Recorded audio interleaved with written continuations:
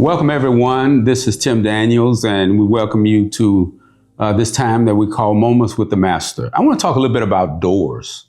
You know, the word door is used in the Bible about 200, King James Version, about 239 times. And in our lives, there are many kinds of doors.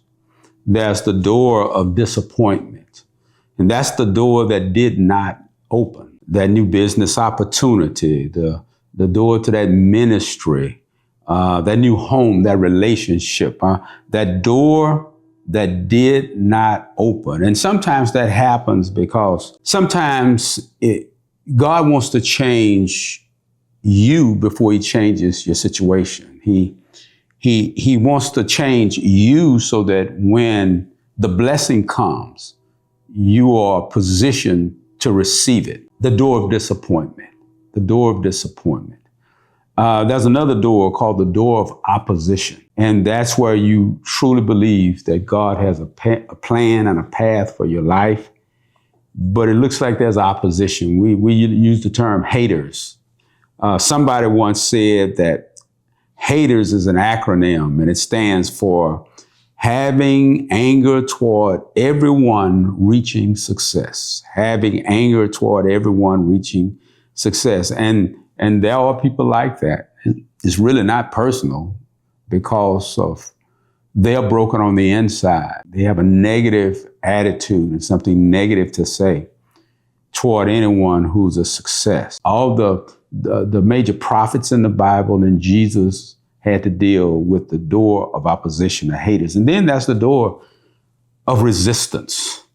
And that's where you're trying to move forward. And it just seems like there's resistance against what you believe God has called you to do. But I want to tell you something. Resistance brings resilience. And God says, if before I do something for you, I want to do something in you, and I want to make you more resilient. And there are some of you watching me right now. You are more resilient because of the resistance that you faced in your life for what God has for you. And then there's the door of opportunity. You know, one thing we have to remember is sometimes what looks like a disaster is really a door. A door can come disguised as a disaster. And it's really a door of opportunity. Galatians 6:10 says, therefore, as we have opportunity, let us do good to everyone, all men, especially those in the household of faith. And one of the interesting things about Jesus, the disciples followed him wherever he went. And wherever Jesus went, if he saw an opportunity to help somebody, he did it. And what's interesting, after Jesus went to the cross and he died and went back to heaven, if you look at the lives of the apostles, the book of Acts, you see it with Peter and John, the man who was lame, and you go all the way down the line. Whenever they saw an opportunity to help somebody, they did. And that's the door of opportunity. And then there's the door of salvation. That's Jesus. In St. John 10 and verse 9, Jesus said, I am the door. I am the door. He said, by me, if any man enter in, he shall be saved. And he can go in and out. And that term in and out doesn't mean in and out of the door.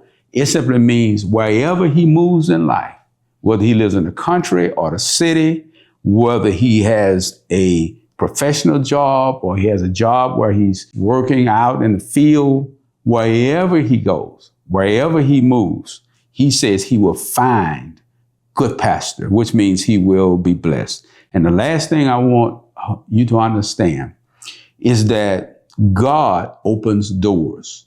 Jesus said to the church in Philadelphia in Revelations 3 and verse 8, he said, I've placed before you an open door that no one can shut.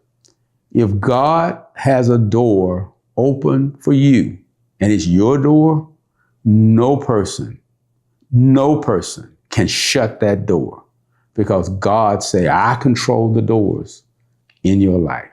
Friend, I hope this encourages you And we just wish God's best for you and your family. We'll see you again next time. Thank you.